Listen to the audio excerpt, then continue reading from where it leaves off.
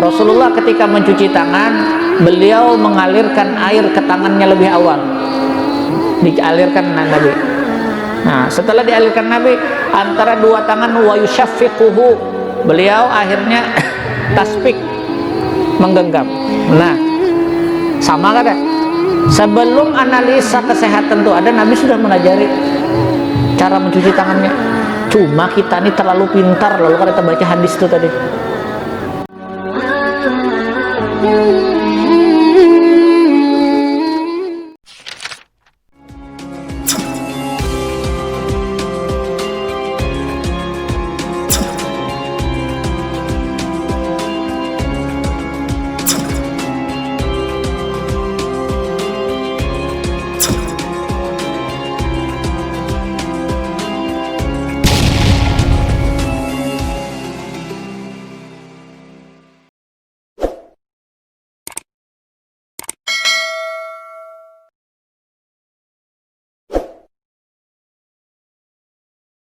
Bismillahirrahmanirrahim.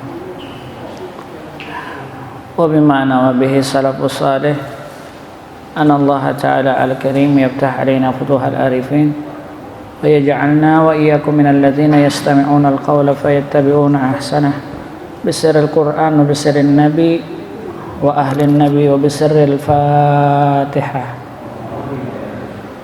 A'udzu billahi minasyaitonir rajim. Bismillahirrahmanirrahim. Alhamdulillah. Ya kana ya nasta'in. Bismillahirrahmanirrahim. Alhamdulillahi rabbil alamin. Wa bihi nasta'in ala umurid dunya waddin. Salatan wa salaman ala sayyidina Muhammadin nabiyil amin wa ala alihi wa sahbihi ajma'in wa ba'du. Subhanaka la ilma lana illa ma 'allamtana innaka antal alimul hakim wa tub 'alaina innaka antat tawwabur rahim. Wa la hawla wa la quwwata illa billahil aliyyil azim. Faqala mu'allifu rahimahullahu ta'ala Babut taharati wan nadhafah. Bab pada menyatakan tentang kebersihan dan kesucian. Jadi ada di dalam bab agama kita itu khusus berbicara tentang at-taharah wan nadhafah, bersih dan suci, sampai diperhatikan di situ. Kalau di pertemuan sebelumnya kita menyimpulkan bahwa terakhir kita berbicara tentang bab fi fadlis sadaqah, bab pada menyatakan tentang sedekah. Mudah-mudahan pian ingat masih bahwa jika seseorang melakukan 5 perkara, maka Allah akan menghindarkan atau waman mana khamsan mana Allahu minhu khamsan. Barang siapa yang menegah 5, Allah akan tegah 5. Sebaliknya yang mengerjakan 5, Allah akan berikan dia 5. Pada pertemuan sebelumnya tentang bab sedekah. 1. Siapa yang menegah zakat, maka Allah tidak menjamin hartanya dijaga. 2. Man mana as-sadaqah. Barang siapa yang enggan menegah untuk mengeluarkan sedekah, mana Allahu minhul afiyah, Allah tidak akan jamin dia sehat. Ini pada pertemuan sebelumnya. Wasalis man mana al asra mana Allahu minhu barakata ardihi. Yang ketiga, barang siapa yang menegah al asra, berbuat baik di sekitar, maka Allah akan menegah keberkahan hidup di sekitarnya. Yang keempat, man mana ad-doa mana Allahu minhul ijabah. Barang siapa yang tidak mau berdoa, Allah akan tegah dia untuk mengabulkan segala permintaannya. Yang kelima, wa man tahawwana bis salati. Barang siapa yang meremehkan dengan salat, mana Allahu minhu indal mauti qaula la ilaha illallah. Maka susah dia menyebut la ilaha illallah pada masa sakaratul maut. Nah, ini namanya bab fadilat sadaqah, bab pada menyatakan keutamaan sedekah. Hari ini kita akan melanjutkan kajian pada bab berikutnya, adalah bab pada menyatakan kebersihan dan kesucian. Bersih dan suci itu berbeda, Pak lah. Bersih dengan suci beda. Ada orang bersih tapi tidak suci, maknanya dia tidak bisa melaksanakan apa-apa di dalam perkara-perkara ibadah. Orangnya suci, orangnya bersih, pakaiannya bagus, tapi tidak suci, berhadas misalnya. Nah, itu babnya bab taharah. Maka di dalam bab taharah, at-taharah terbagi dua, taharah minal hadas wa taharah minal khabas. Ada bab taharah itu suci daripada hadas, sesuatu yang abstrak yang tidak terlihat. Yang kedua, taharatu minal khabas, bersuci daripada khabas, kotoran. Babnya lain-lain. Kalau bicara tentang khabas, maka nanti jatuh kepada najasah, najis, mengenal najis. Berapa macam najis? Itu hukum fikihnya. Kalau jatuh kepada hadas, maka akan mengenal air. Karena air ada 3 dalam mazhab Syafi'i. Ada air tahir mutahhirun, air yang suci lagi mensucikan. Ada air yang suci tapi tidak mensucikan. Yang ketiga ada air mutanajis, air yang bernajis. Contoh pian bersuci tangan, berbasuh tangan, itu boleh saja dengan menggunakan air tahirun ghairu mutahhirin, suci tapi tidak mensucikan. Mustamal, tekucau kada bapak. Itu babnya bab apa? Bab nazafah ngarannya, bukan bab tahir. Nah, itu bedanya. Tapi itu prosedur wajib sekarang ada. Jadi tadi rapat dengan melalui daring, pakai menggunakan apa namanya, online, Zoom, dengan seluruh asosiasi haji di Indonesia, termasuk pembicaranya Dirjen Haji, kemudian dari Saudi ada kondisi hotel dan pesawat. Saudi boleh berhaji tapi harus mendaftar online. Terakhir pendaftaran esok tanggal 10. Tapi khusus penduduk Saudi. Dan yang berhaji harus, yang berhaji nih harus belum pernah haji, dan batasannya hanya 10.000 saja. Itu Pak, 10.000. Kedua, kesimpulannya,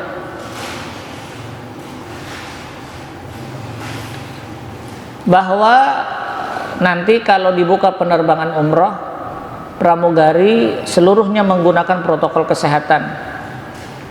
Maka pramugari pakai APD semua. Jadi pramugari kada lagi terlihat bungas, pakai APD semua. Ulun tertawa langsung, APD kayak apa itu? Pakai APD. Kursinya harus dihalat 1. Jadi kada bisa lagi yang kayak biasa kita full. Maksimal kapasitas pesawat 70%, 50%. Ulun pikirakan nih, pada itu Saudi Arabia yang jawab. Kalau Saudi memberikan peraturan seperti itu, pesawat yang datang harus maksimal 70% penumpangnya. Wah, kira-kira Garuda bisa kada kau terbang. Karena Garuda itu biar 100% ya tetap rugi juga tetap.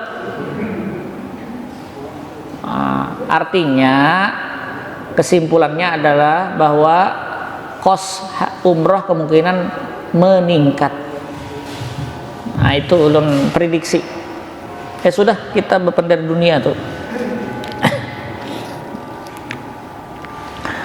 Qala al-faqih Abu Lais As-Samarkandi rahimahullahu taala, haddatsana Abu Ja'far haddatsana Abu Bakar bin Muhammad ibnu Sahal al-Qadi haddatsana Ibrahim bin Khanis an abihi an Ismail radhiyallahu taala anhuma qala qala Rasulullah alaikum bisiwak. Bab pernah menyatakan bersuci dan menjaga kebersihan. Dikatakan oleh Abu Lais As-Samarkandi, beliau berkata, Rasulullah bersabda, sanadnya urun ringkas lah. Abu Lais As-Samarkandi mendapatkan hadis dari Musnid Ali dari sanad yang atas sampai kepada Rasulullah. Ujar Rasulullah, alaikum bisiwak. Nah ini perlu Pak, patut kita ambil hadis ini. Belum kira dalam kondisi pandemi kayak ini kau dipakai hadis ini. Alaikum bisiwaki fa inna fihi asra khisalin. Wajib alaikum, dianjurkan kepada kalian melakukan atau menggunakan siwak. Siwak. Apa keutamaan siwak? Keutamaan siwak ada 10 macam di dalam hadis ini. Fa inna fihi asra khisalin. Siwak itu mengandung 10 perkara. Siwak. Kalau pengen ada bisi siwak, bongkar nih, ambil, pakai. Pertama kata Rasulullah, siwak mutahhiratun lil fammi. Siwak itu mensucikan untuk mulut. Mensucikan, mutahhiratun lil fammi. Bahasanya dipahami Pak ya? Mutahhirun, mensucikan. Kalau taharah artinya suci. Kalau nazafah artinya bersih, mensucikan. 1. 2. Wa mardatu li rabbi, siwak berfungsi untuk mendapatkan keridhaan Tuhannya, keridhaan Allah. Yang namanya keridhaan itu mahal. Nabi Ibrahim supaya dapat ridhonya Allah bagaimana? Menyembelih anaknya. Kita disuruh bersiwak aja. Mardatu rabbi. 3. Wa mufrihatun lil malaikat. Orang yang suka bersiwak itu akan membuat malaikat rahmat selalu mendekat dengannya. Wah, karena usah bersiwak usah malaikat beparak, musia malaikat maut beparak. Nah, malaikat rahmat suka mendekat. 3. Wa majla'atun lil basar. Fungsi siwak ini lain perkataan ulun malah nanti analisa berdasarkan hukum kedokteran. Mohon diingat. Kalau tidak ingat nanti cek di channelnya. 1. Siwak mensucikan mulut. 2. Mendapatkan keridhaan Allah. 3. Memberikan senang kepada malaikat rahmat. Malaikat rahmat senantiasa mendoakan kita. 4. Wa majla'atun lil bashar, membuat mata jernih. Mulut ini kan kaitannya dengan mata. Tanya Pak Dr. Agus. Majla'atun lil basar. 5. 1, 2, 3, 4, 5. Wa yubidul asnan, siwak akan membersihkan, membuat gigi putih. 6. Wa yasuddul lathah, siwak lathah. Wa yasuddul lathah, dalam bahasa Arab al-lathah maknanya kuman. Orang yang bersiwak akan menghambat masuknya di dalam mulut kuman. Berarti virus corona kalau masuk di muntung orang pakai siwak. Ini bukan ucapan ulun, tapi Rasulullah. Wa yadhhabul hafra, orang yang suka bersiwak menghindarkan gigi untuk pecah atau berlubang. Siwak obatnya. Berapa sudah? 1, 2, 3, 4, 5, 6, 7, 8. Wa yahdimut ta'am, orang yang bersiwak wa yahdimut ta'am, membuat yahdim, perasa, apa namanya? Nah, pengarangnya Pak, di mulut kita nih yang area rasa tuh. Wa yahdimut ta'am, membuat peka di dalam makanan. Karena penyakit corona itu kan hilang rasa tuh.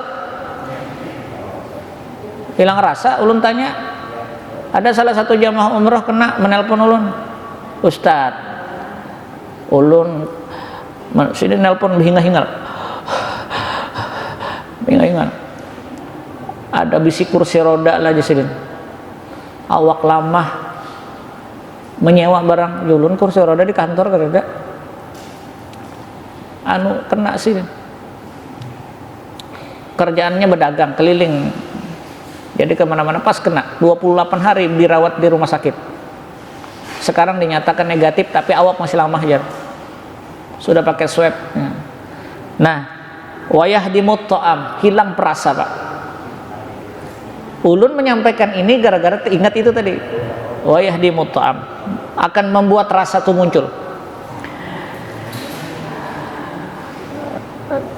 Berapa sudah Pak? 1, 2, 3, 4, 5, 6, 7, 8, 9. Wa yaqta'ul bulgham, orang yang bersiwak akan menghilangkan bulgham. Bulgham itu dahak. Nah, jadi kalau ada alim ulama kita tanya apa obat batukan yang berdahak, pakai siwak. Jawaban mereka itu berdasarkan analisa nakliyah, namanya jawaban ketuhanan, bukan jawaban analisa kedokteran. Nah, maka oleh sebab itu kalau menurut ulun yang kayak ini, hadis-hadis kayak ini perlu kita ungkap pulang supaya kita mengetahui pendekatan-pendekatan ruhaniyah namanya. Wa yaqta'u bulgham. Kemudian yang ke-10, wa tudhaifu bihi salawat, orang yang menggunakan siwak ketika salat akan berkelipatan ganda terhadap salatnya. Jadi pahalanya orang yang tidak bersiwak dengan orang yang bersiwak jauh afdolnya dengan orang yang bersiwak. Wah, bule ke rumah nih mencari siwak aja lagi nih.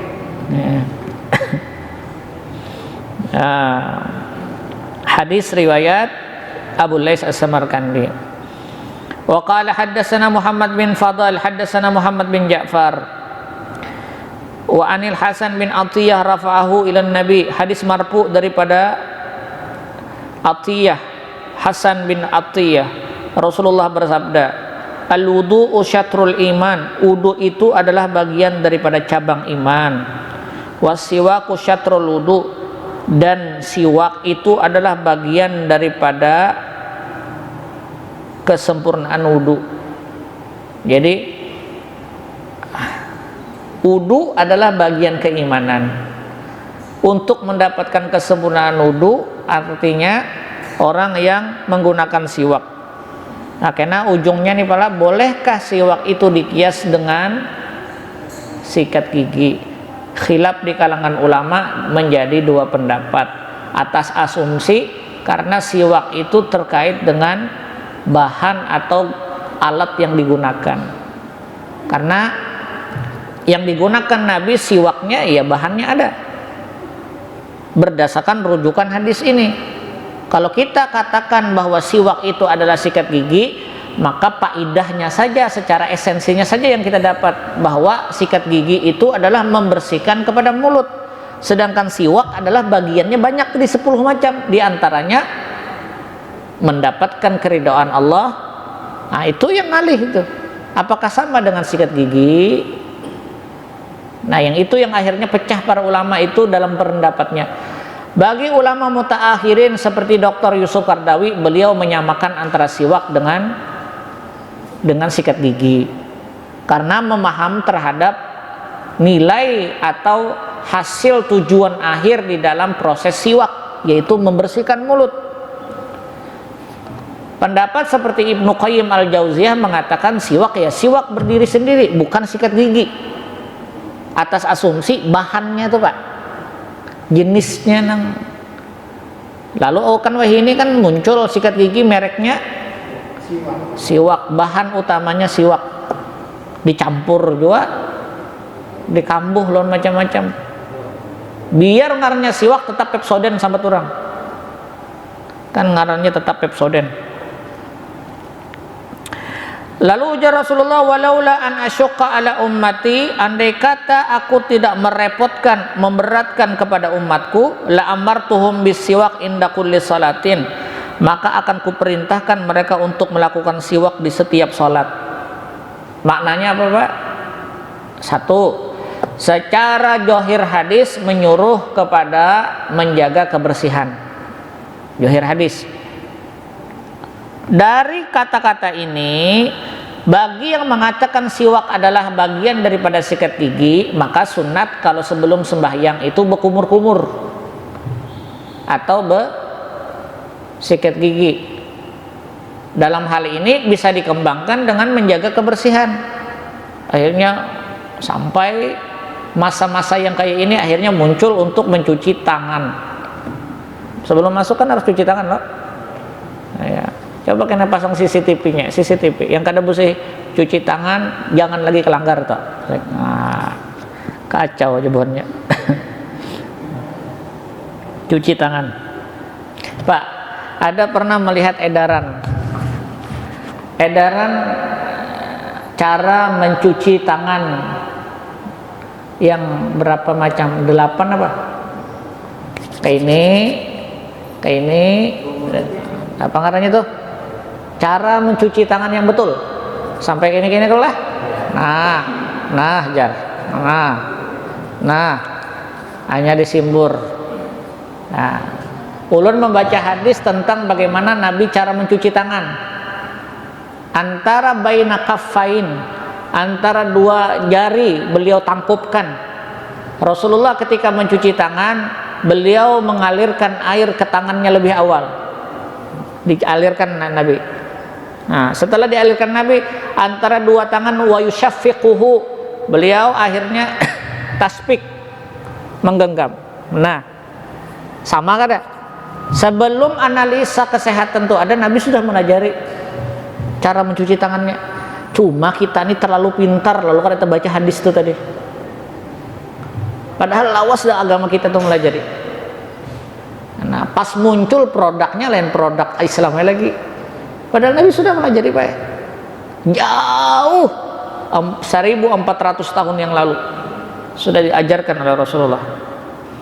Ulun pas sudah membaca itu, ya Allah, sampai tata kelola memotong kuku Nabi kan ada caranya, dan itu banyak orang menganalisa terhadap aturan saraf. Nabi kalau memotong kuku tangan, beliau mulai dengan jari telunjuk 1, 2, 3, 4, 5, 6, 7, 8, 9, terakhir nih 10. Dalam kitab Ihya Ulumuddin kayak itu caranya. Dalam syarah Sahih Muslim macam itu juga syarahnya. Kalau batis dari kanan, jari ujung 1, 2, 3, 4, 5, 6, 7, 8, 9, 10, kayak itu. 1, 2, 3, 4. Itu cara memotong kuku. Banyak analisanya akhirnya.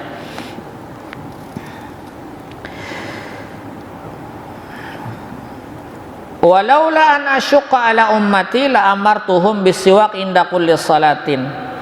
Andai kata tidak merepotkan bagi umatku, maka kuperintahkan mereka untuk melakukan siwak setiap kali sembahyang.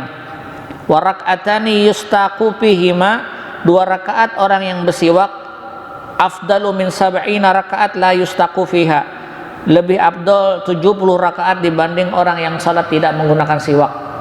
Allahu Akbar. Ini keutamaan hadisnya Pak. Jadi tidak bisa juga kita remehkan. Berarti memang kebersihan mulut ditekankan oleh Nabi pada masa dulu sampai masuk kepada motivasi mengangkat derajat amal soleh. Nah, itu sampai ke sana. Ini yang benar kan Rasulullah. Kalau yang bependar gugus tugas kan tapi didengar ribuannya. Kalau yang bependar Nabi, nah akhirnya ini mantap. Siwak ya. Bahari menurut cerita orang-orang tua, bersikat gigi itu selain pakai Pepsodent bisa pakai habu gosok. Bujur Pak? Nah ya, kalau belum sempat juga masalahnya, disuruh supaya kuat ya. Lalu ada juga menggunakan tambul. Tahu lah tambul kan? Dalam kitab Samsul Ma'arif itu tambul. Ulun cek arti tambul itu Pak, sirih. Orang Bahari menginang, kuat giginya. Sekalinya bukan hanya analisa semata berdasarkan hukum adat, rupanya sirih itu adalah bagian daripada yang pernah digunakan oleh orang-orang terdahulu. Wah, sampai ke sana. Tambul bahasa Arabnya. Tambul, sirih. Wa qala al-faqih radhiyallahu taala anhu. Sebentar nih ya. Sekalipun kajian kita masalah kebersihan siwak, ulun tidak menganalisa hadis ini bisa diamalkan melalui membersihkan gigi dengan menggunakan kain. Kain lah. Kain ada loh, biasanya orang pakai kain. Nah, giginya bersih, baju tangannya ngerigat. Nah, minta maaf tuh ulun pahami. Ada orang memahami bahwa siwak itu harus dilaksanakan sekalipun dengan menggunakan itu namanya ijtihad, mencari cara untuk mengamalkan hadis. Tapi kalau secara pribadi ulun, siwak ini terkait dengan bahannya, bentuknya tuh. Nah, kalau kada pakai itu kada kawa mendapatkan keutamaan ini, kecuali kita memahami hadis ini bahwa secara esensinya, nilainya. Contoh, la taqul lahuma uffin. Kalau lawan kuitan itu mengucapkan kata cih saja sudah kena tuh anunya, durhakanya. Lalu dikembangkan nilainya, berucap aja bermasalah apalagi melawan. Nah, itu pengembangan nilai namanya, dengan salah satu contoh kecil. Sedangkan hadis ini bicara terhadap dua aspek. Satu aspek materi bahannya, dua tata caranya. Maka ulun lebih condong bahwa yang namanya siwak itu adalah bagian dari bagian materinya, bahan materi siwaknya itu. Nah, ini siwak. Amun kada berumrah kada dapat siwak nih. Sedangkan umrah kada lagi kayak apa? Wa qala al-faqih radhiyallahu taala anhu haddatsana Muhammad bin Ahmad bin Hamdan an Abi Salamah an Abi Hurairah radhiyallahu taala anhu annahu qala khamsu minal fatrati, 5 tata cara Nabi menyuruh kaum muslimin untuk menjaga kebersihan. 5 hal kaum muslimin disuruh Nabi menjaga kebersihan. Pertama, qassus syaribi, mencukur kumis. Yang berkumis rapikan kumisnya, jangan seperti Pak Raden. Nabi mengatakan khamsu minal fitrati, 5 tata cara menjaga kesucian diri. 5. Berarti berkumis nih tidak semua juga bagus, tapi gagah Pak Ustaz. Iya kalau awak tinggi, kalau awak rendah kada. 2. Taklimul azafir. Nabi mengatakan selain memotong kumis, merapikan kumis, mencukur kumis, yang kedua adalah taklim, memotong kuku. Berarti analisanya tidak bagus bagi kesehatan bagi yang memiliki kuku panjang. Karena Nabi mengatakan khamsun minal fitrati, 5 perkara menjaga kebersihan jiwa. Kuku panjang. Kuku panjang itu adalah bagian daripada wujudnya setan.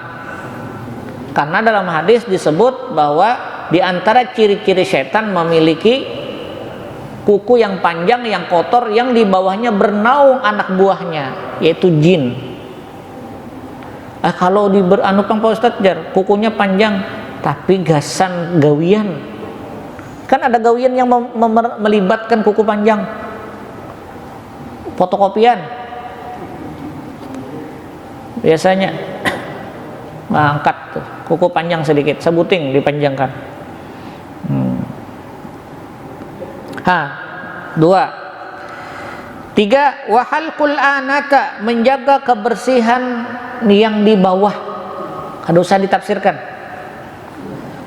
Halqu artinya memotong. Al-anata, minta maaf lah disebut bulu-bulu kecil yang tumbuh di area kemaluan. Itu anata namanya, al-anata wa halqu, dibersihkan. Enggak, kada kau dibersihkan jar, menjadi dibersihkan kacau lagi. Nah, kalau Nabi menyuruh dibersihkan untuk menjaga kebersihan. Pian analisa sorangan, cuma dalam bentuk hadisnya enggak itu. 5 cara menjaga kebersihan: memotong kumis, memotong kuku. 3, menjaga kebersihan kemaluan. Berarti berbahaya tuh. Yang keempat, wanitful ibti. Nih, menjaga kebersihan ketiak. Ini kada sebulan kada pernah dibeli hati, alahan pada hutan rimba misalnya. Nah, ini perlu juga Pak kita daripada menjaga kebersihan. Ulang-ulangi, khamsun minal fitrati, 5 perkara menjaga kebersihan jiwa. Qasus syaribi, memotong kumis. Wa taklimul azafir, memotong kuku. 3, wa halqul anata, menjaga kebersihan, memotong bulu-bulu kecil yang ada di kemaluan. Yang keempat, natful ibti, mencabut bulu ketiak. Yang kelima, wassiwak. Yang kelima adalah memelihara kesehatan mulut dengan siwak. Wa qala Ibnu Umar radhiyallahu taala anhuma, as-siwaku ba'da ta'am afdalu min an ta'tika wasifataini.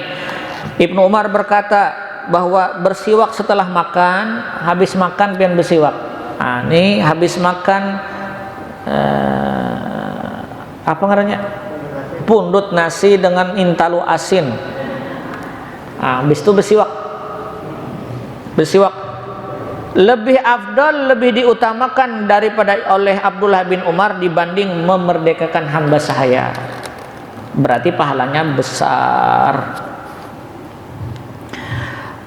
Waruya anin nabi annahu qala la yazalu Jibril yusini bil jar hatta dhanantu annahu sayurithuhu.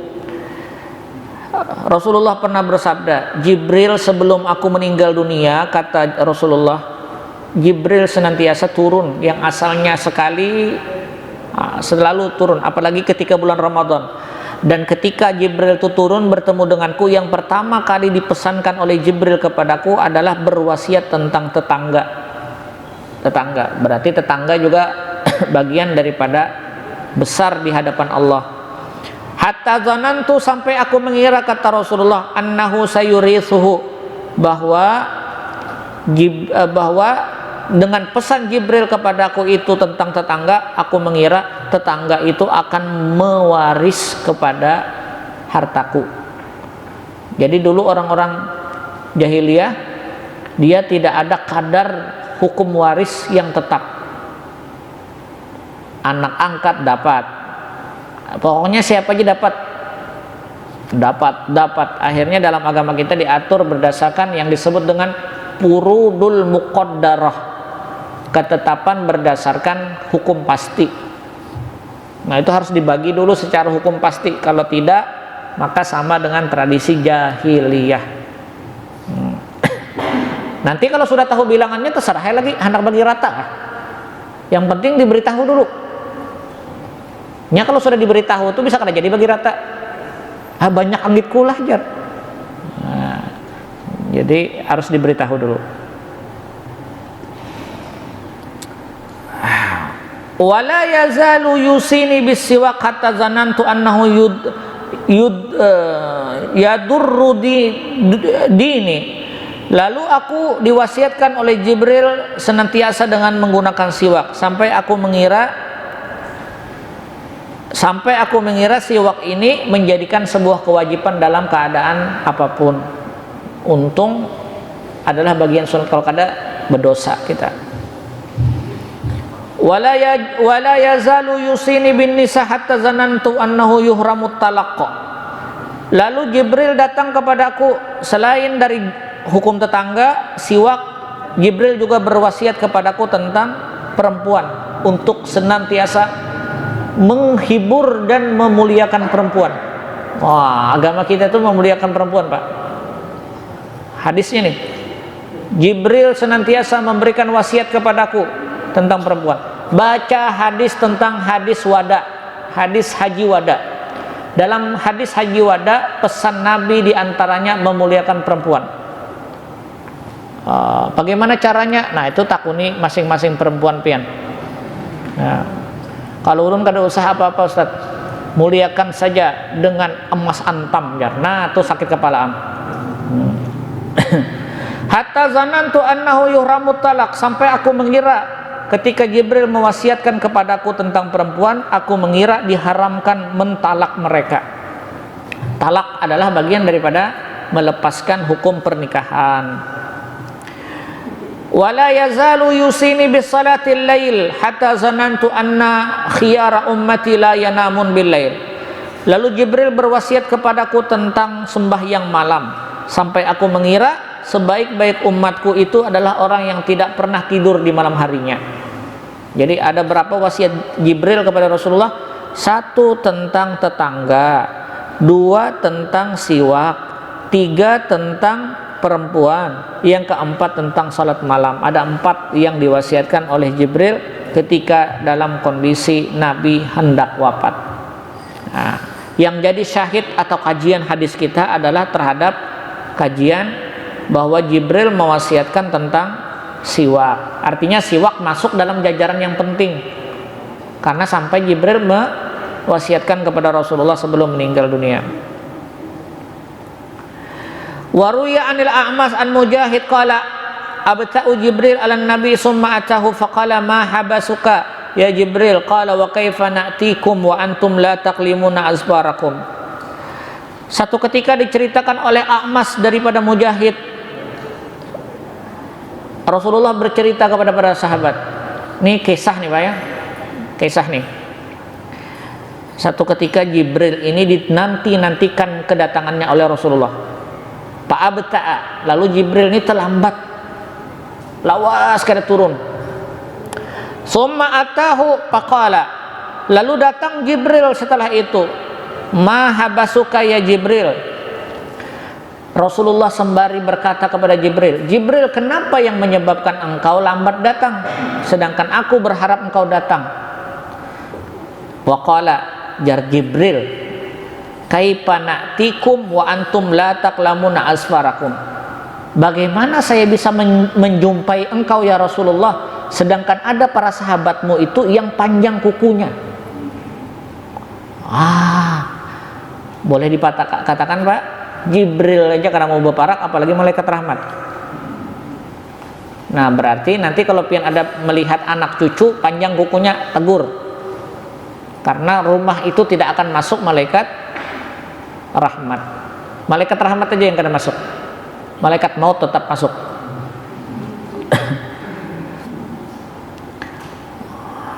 Lalu kata Jibril, wa kaifa na'tikum, bagaimana saya bisa datang kepada kalian, wa antum la taqlamuna azfarakum, sedangkan kalian belum memotong kukunya, belum memotong kuku kalian. Wa la ta'khuduna min syawaribikum, bahkan di antara kalian ada yang kumisnya tidak terawat. Kalau potong, ini kadang menyinggung siapa lah hadisnya memang. Jadi Jibril waktu itu kadang mau wala tankuna birajimikum wala tastakun. Yang ketiga, di antara kalian, kata Jibril, nih kan Rasulullah tuh datang berharap ketika Nabi bersama sahabatnya, Jibril tuh datang bertamu Pak. Lalu ketika Rasulullah berharap-harap seperti ini, lawas Jibril tuh kada pernah datang. Akhirnya Nabi ini menangguh-nangguh, kenapa Jibril tidak datang? Setelah Jibril datang, ditanya, kenapa engkau tidak pernah lagi menjenguk aku dalam kondisi aku mengajar atau belajar kepada umatku? Ditanya oleh Rasulullah kepada Jibril. Ternyata penyebabnya 3. 1, bagaimana aku bisa datang, kata Jibril, sedangkan kondisi sahabat-sahabatmu ada yang tidak memotong kuku.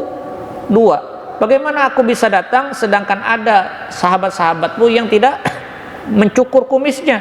Yang 4, wala tanfuna birajimikum, bagaimana aku bisa datang sedangkan wala tastakun, ada di antara sahabatmu yang tidak menggunakan siwak atau bersikat gigi. Nah, ini boleh diterjemahkan secara esensi. bahwa yang dimaksud dengan istaka yastaku besiwak itu adalah mencuci mulutnya. Nah, maka Jibril pada masa itu tidak mau mendekat dengan Rasulullah. Asbabnya adalah para sahabatnya. Waruya, lalu dikatakanlah kemudian turunlah ayat wa ma natanazzalu illa bi amri rabbik, dan kami tidak menurunkan Jibril kecuali dengan perintah Tuhanmu. Maksudnya Jibril itu turun atas perintah Allah. Sekarang Allah tidak memerintahkan, sebabnya apa? 3 perkara itu tadi. Nah, jadi 3 perkara itu adalah bagian yang tidak disukai oleh Allah. Nah, itu yang dimaksudkan. Waruya anin nabi annahu qala haqqun ala kulli muslim al-ghuslu yaumal jum'ah was-siwak wa tayyub. Hak bagi setiap orang muslim. Hak itu apa, Pak? Kewajiban setiap muslim, berarti balasannya. Ada 3 perkara antara kita ini ada yang harus menjaga. Maksudnya pergaulan kita antara satu dengan yang lainnya ada 3 perkara yang harus dijaga. Pertama, al-ghuslu yaumal jumat. Setidaknya kalau jarang mandi hari Jumat paling kada mandi. Kalau kita bergaul, karena tuh hak ulun bergaul dengan pian, hak pian bergaul dengan ulun. Apa diantaranya? Al-ghuslu yaumal jumat, mandi Jumat. Nah, tuh mandi. Han coba Islam mengatur tuh sampai ke sana. 2, wasiwak, menjaga kebersihan mulut. Hak antara kita. Maka betul aja kalau pesan-pesannya gugus tugas itu menjaga jarak. Apalagi kalau muntung berbau. Apa assalamualaikum. Jar. Rupanya hendak mencium makan bau mulut. Nah, itu hak, Pak, boleh kita menolak. Yang ketiga, wattayyibu, berwangi-wangi. Maka boleh pian itu mengucapkan, menegur seseorang yang memang kalau bau badannya itu agak kurang sedap, dengan bahasa bijak. Kalau kawa baju muni dirapikan dan diwangikan, tenyaman sedikit. Ini kadang sudah luar biasa baunya, mendekat dengan orang. Itu hak orang, Pak. Hak sebenarnya, kewajiban kita untuk mendapatkan yang nyaman. 3, pertama mandi. 2, siwak. Yang ketiga, memelihara atau menggunakan wangi-wangian di badan. Barang siapa yang memotong kukunya hari Jumat, hadis riwayat Humaid bin Abdurrahman. Ini bisa pian ambil lah, bau bulik 1. Barang siapa memotong kuku di hari Jumat, akhrajallahu min hudda, Allah akan hilangkan melalui potongan kuku itu tadi, menggugurkan penyakit-penyakit yang ada pada tubuh.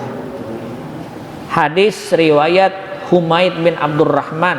Wa adkhala fihi syifa, dan Allah akan pelihara pian dengan pengobatan. Nah, diantara menjaga kebersihan rupanya motong kuku hari Jumat. Menggunakan bekam hari apa? Hari ini tanggal 18, semalam malam, nanti esok bagus berbekam. 17, 19, 21 itu hadis, karena terangkatnya penyakit. Itu nilai daripada hadis, Pak. Jadi sama dengan tadi memotong kuku hari Jumat.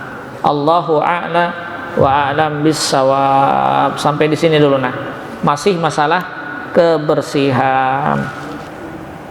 Mudah-mudahan Allah mengampuni dosa kita, membersihkan kita daripada segala penyakit dan segala hal-hal yang menodai terhadap tubuh kita. Mudah-mudahan kita dibahagiakan dunia dan akhirat. Ala hadiniyah wa bimana wa bi salafus salih. Al-Fatihah. Bismillahirrahmanirrahim.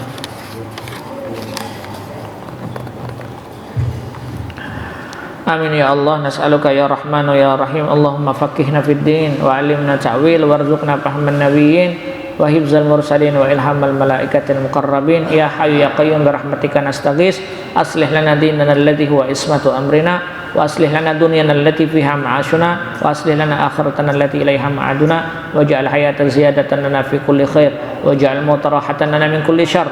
Subhanakallahumma bihamdika asyhadu an la ilaha illa anta astaghfiruka wa atubu ilaik walhamdulillahi rabbil alamin. Taqabbalallahu minkum.